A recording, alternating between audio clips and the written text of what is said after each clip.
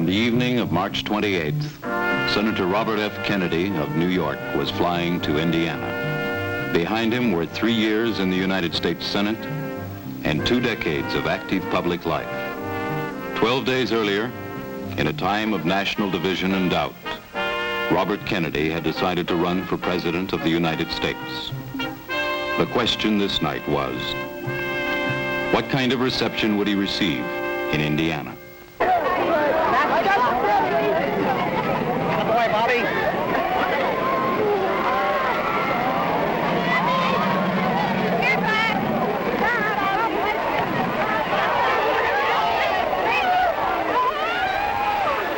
From the Indianapolis airport, he began the 7-mile ride into the city, down Highway 40, the old National Road, along Washington Street, over the White River, the beginning of a trip that would take him to every corner of the state.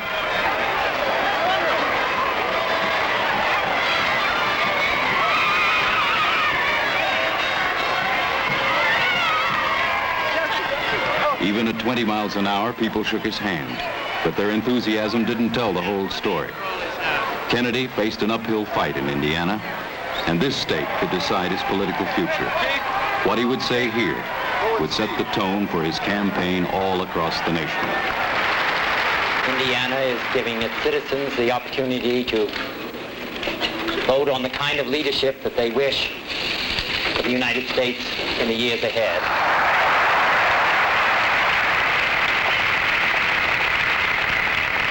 New leadership must also act swiftly to meet the mounting domestic dilemmas which every day threaten to escalate into new crisis.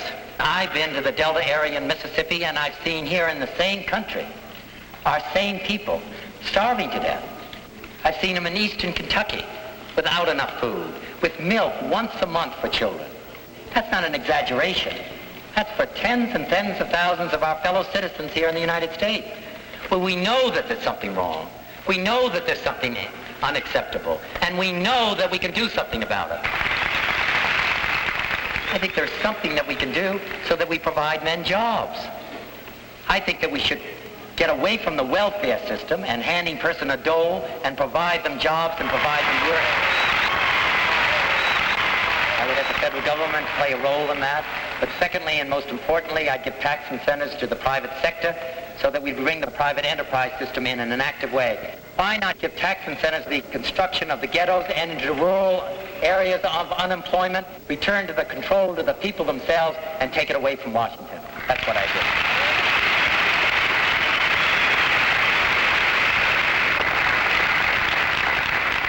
And I also intend to come to you, to us, for help. Not just in electing the President of the United States, not just in obtaining the nomination, but running and governing this country so that we move in the right direction. And it is that spirit that I want to see return to the United States of America, and that is why I run for President of the United States.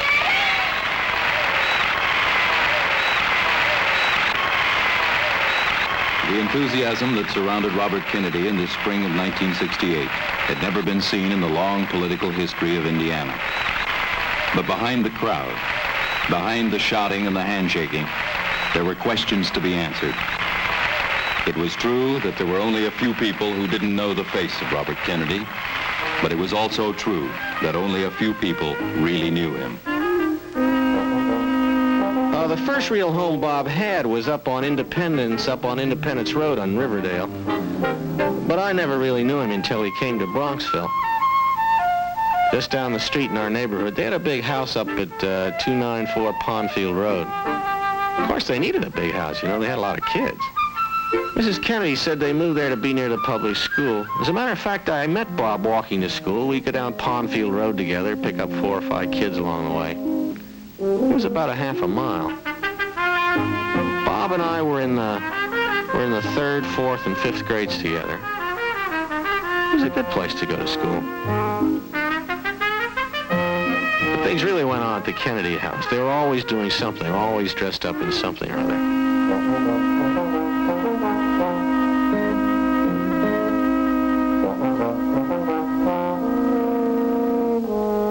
On Sunday morning, though, there was no fooling around. He went to church. He made his first communion at the Church of St. Joseph's in Bronxville. But when church was over, back in the uniform he went. He loved football. Every weekend they'd go somewhere. Out to look at the animals at the farm or horseback riding in Central Park. They were always outside, especially when it was snowing, always outside.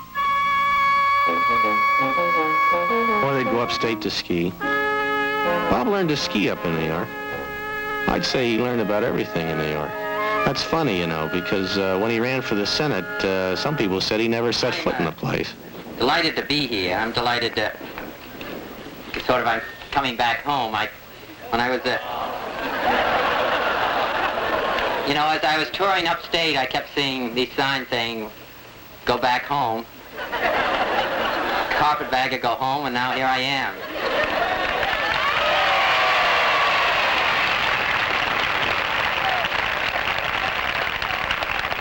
I even had problems when I was upstate. People couldn't understand my accent. I explained it was Glen Cove and Long Island. They don't know what you're saying. You say the cop went down the path, and they don't know what that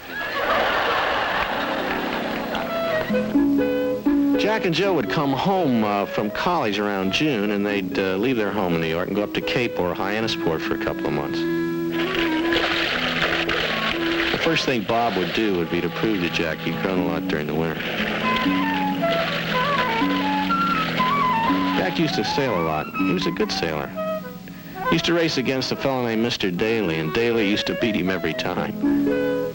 But I remember Bob crewed for him one time, and he beat Mr. Daly. I don't think Jack really knew he was around until that day. In mid-March 1938, the Kennedy family closed their home and sailed for Great Britain. It was a big moment for Bob. This is my first trip to Europe, and I was very excited. I couldn't even sleep last night.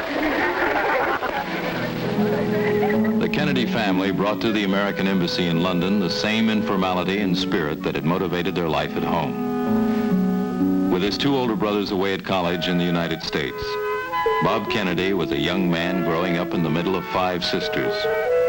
Bob attended the Gibbs School in London, but on weekends and holidays was home. Miss Luella Hennessy, the family nurse, remembers him. I think probably Bobby could be singled out as the most thoughtful and considerate of all the Kennedy children. The rest of them were very pleasant and thoughtful to an extent, but I think Bobby was more loyal and considerate to strangers and to people outside the family than the rest of the children were. Bobby was very, very fond of his two older brothers, and whatever they said or did, it was positively okay with him. He loved the both of them, but I think more so with Jack, and Jack with Bobby. And Bobby and Jack would have great discussions and talks, and they'd walk around at the embassy grounds, and Bobby would be asking Jack so many different questions, and Jack would be very glad to answer them. And I think that maybe this gave Bobby a more matured mind than other youngsters his age, because he had such talks and discussions with Jack. Kennedy humor would not permit one to take himself seriously, not even when he had written a book.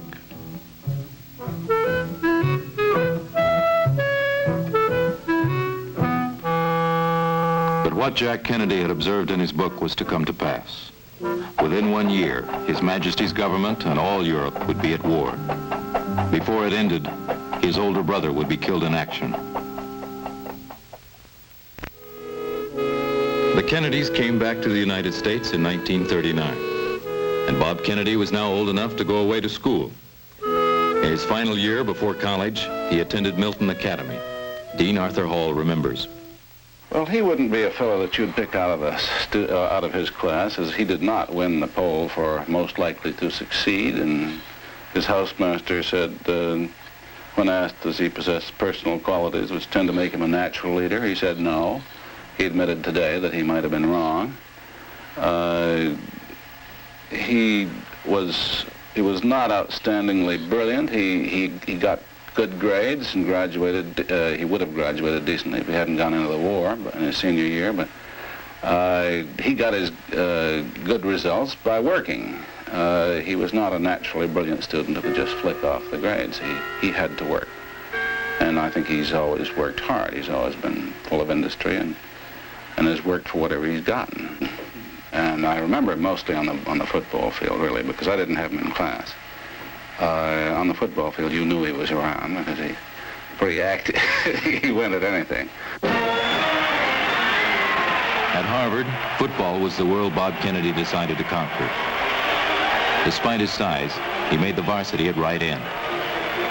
He was best on the defense. But he never forgot catching this touchdown pass in the opening game of the '47 season.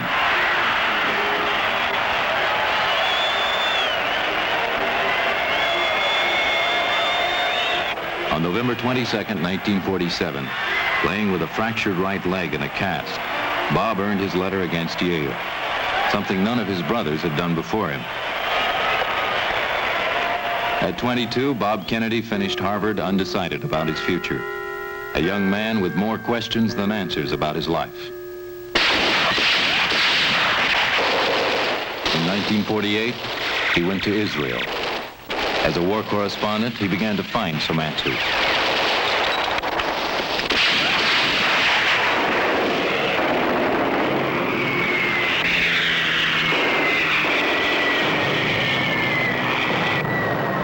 Living with Israeli troops, seeing war and death at close hand for the first time, seeing the River Jordan red with the blood of Jews and Arabs. He wrote his dispatches, and he came to a decision.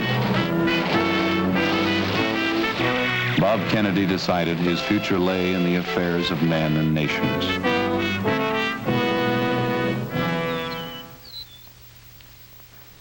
First, he must master the tools of logic and the law.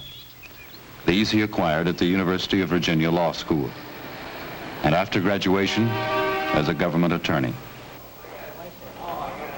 Here, he got his first glimpse of the corruption, the rackets, the parasites of our national life. Following this job to Washington, he served first as assistant counsel for the Senate Investigating Committee. They be invited to receive this information. I know of only one man to look into it and inquire. Then moved up to chief counsel for the Democratic minority at the invitation of Senator McClellan. I'd be very sympathetic if it wasn't for the fact that a majority of these people are in the central states. In 1957, he was chief counsel to the subcommittee investigating improper activities in labor and management. Naming the other names of the ones that Here, he would make some lasting political friendships and a famous enemy. Worked for the Teamsters that both. It was his first public service at his brother's side, but it would not be his last. In 1960, Jack Kennedy made his bid. Bob was there. So was his close friend, Dave Powers. The day of the nomination, I was with the president every hour. Now, all that day, there were all kinds of talks of defections here and there, but all the time, right up until the time that we started to watch the first tally, the president checked with Bobby every hour. And now he spots his brother in the center of the Wyoming delegation, and they have 15. And the president had them down for 11, which would have only given him 759. And he said, Dave, this could be it. And just then Tracy McCracken grabbed the mic and said, Wyoming casts all 15 to next president of the United States, John F. Kennedy. And now we headed for the convention hall.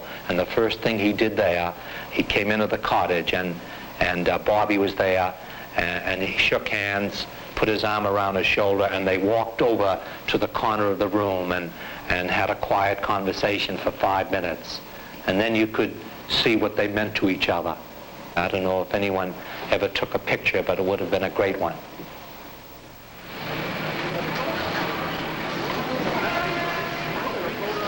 I have felt that we should secure the best talent we could get for every position, regardless of party, regardless of any other factor.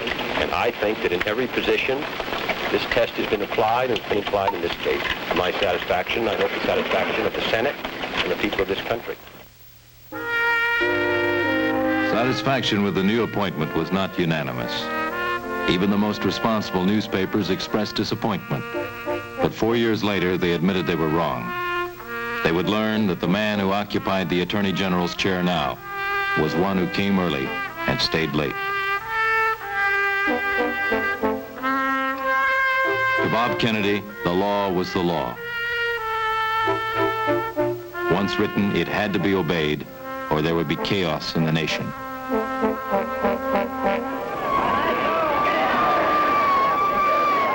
On the night of May 22nd, 1961, a lawless mob surrounded the First Baptist Church in Montgomery, Alabama. They were bent on blood, preparing to burn the church. Inside, Martin Luther King and his followers looked to Washington for protection and waited. The Attorney General dispatched 150 U.S. Marshals directly to the scene. And may I make another personal request on behalf of, I think, all of us, that we must be sure that we adhere absolutely to nonviolence. They had staked their lives on the word of the Attorney General. They were not disappointed. But civil rights violations were only a part of the story. Bob Kennedy's job was to pursue the breakers of the federal law, and he pursued them regardless of their wealth, their political affiliations, or their name.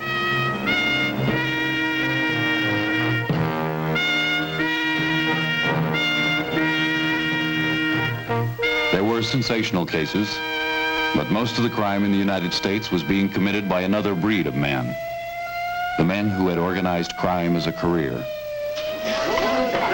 He went after them, too.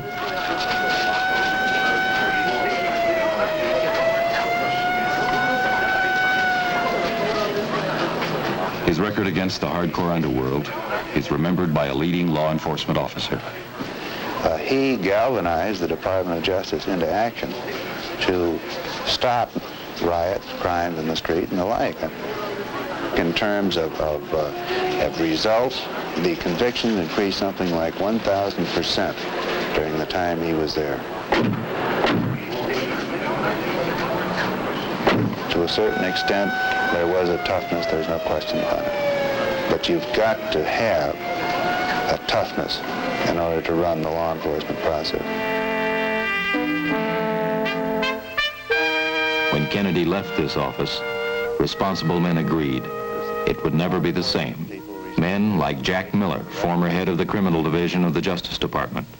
You can talk to any knowledgeable person in the law enforcement field, and they will tell you that the period of time that Robert Kennedy was the Attorney General of the United States, the Department of Justice moved forward with more vigor and more justice and fairness in the law enforcement field than it ever has before or since.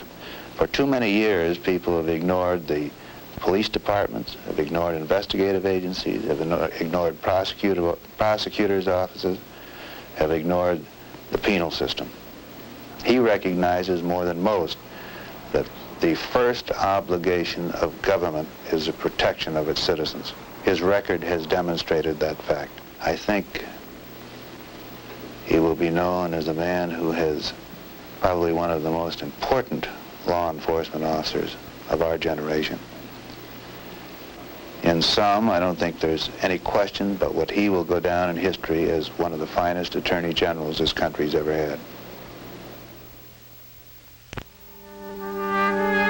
What the nation was learning, the president already knew, that his brother was more than a cabinet member. He was a trusted advisor whose views were sought in every crisis. Neither of them could guess that in October of 1962, we would face our greatest crisis. On October 14th, 1962, aerial reconnaissance revealed the presence of Russian missiles in our own backyard. It would confront the president with his most delicate decision. One of his State Department advisors recalls the nature of the dilemma. I think that what you have to remember about the Cuban Missile Crisis is that it was the first nuclear crisis the world has ever known. Consequently, its importance was not only that we survive and get through this crisis, but that, as President Kennedy used to say, that precedents that we set there would be the right ones for the future of history. We had to keep the long run in perspective. For 13 days, the White House held the hopes of a frightened world. The president and his closest advisors worked into each night to salvage these hopes and the safety of this nation. Roger Hilsman was present at those fateful meetings as the State Department's Director of Intelligence and Research. He is a professor of government now at Columbia University. Now, I think that of all the president's advisors, Robert Kennedy brought more wisdom to that table than any other. I think he, more than any other, had the whole perspective in mind constantly. And I think that we are all here today because this crisis was successfully resolved. And I think that Robert Kennedy deserves more credit than any other of President Kennedy's advisors for the fact that we're here alive today. I really believe this is profoundly true. In 1962, Robert Kennedy was sent by the president on a world tour. In Japan, he told the truth about America to a group of anti-American leaders, while the whole nation listened and watched. I appreciate your frankness. And I think you would expect the same from me. And you're going to get it.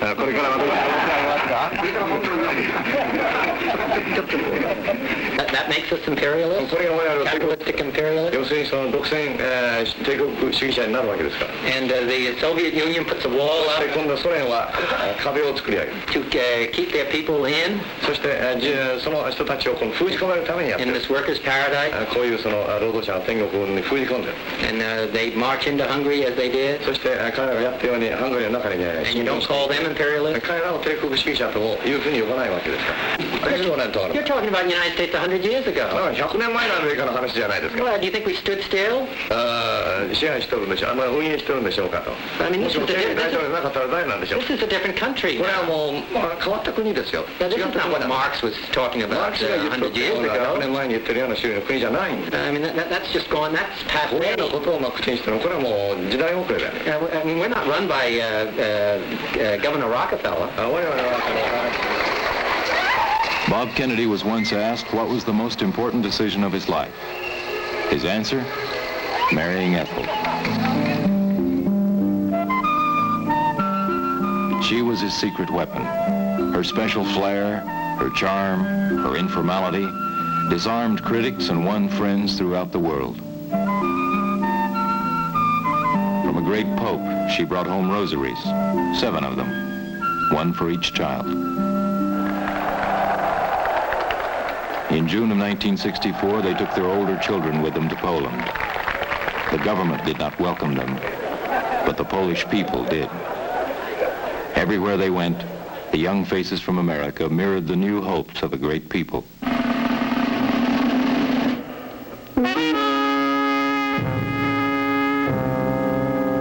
In Germany, it was to visit the Berlin Wall, the world symbol of the free and the non-free.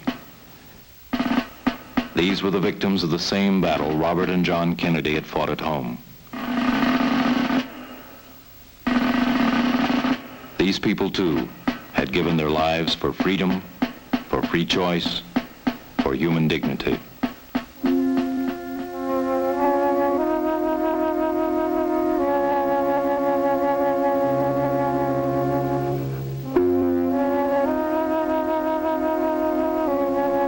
The grief of the world was symbolized in the face and figure of the man who knew him best.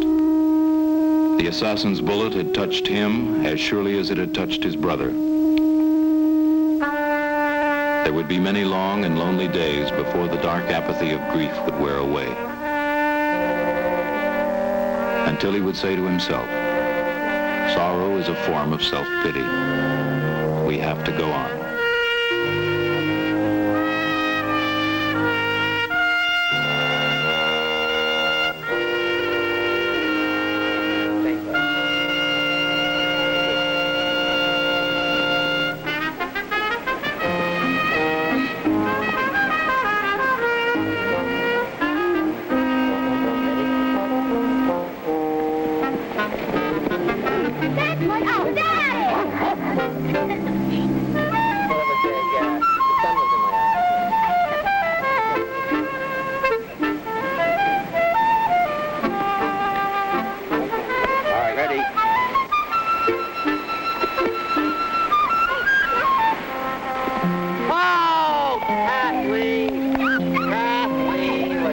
down. Boy. Yeah.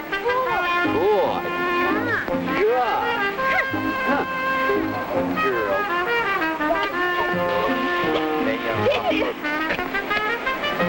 All right. I caught you, Daddy. Daddy!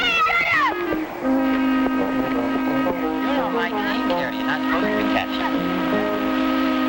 Daddy? Daddy? I'll send you this way. Come on. Run. Throw it. Throw it. Throw it.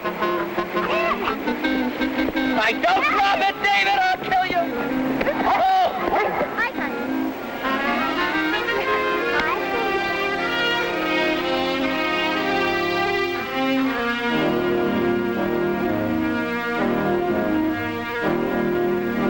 Robert Kennedy has been a leader not only of men, but of young people. If his life in government has had meaning, it's that we can do something about tomorrow. Thus, I think our destiny is to rebuild America, the destiny of this generation of Americans, to change the face of this nation, to deal with our problems, to talk about our divisions with candor and truth, to talk about what separates us and what divides us and what's good about the United States and what we can do about it. That's what I ask of you, to make your voices heard, not just in protest, not just being against, but that this country will have a new face. George Bernard Shaw once said, some people see things as they are and say, why? I dream things that never were and say, why not? And I ask you to join me. Thank you.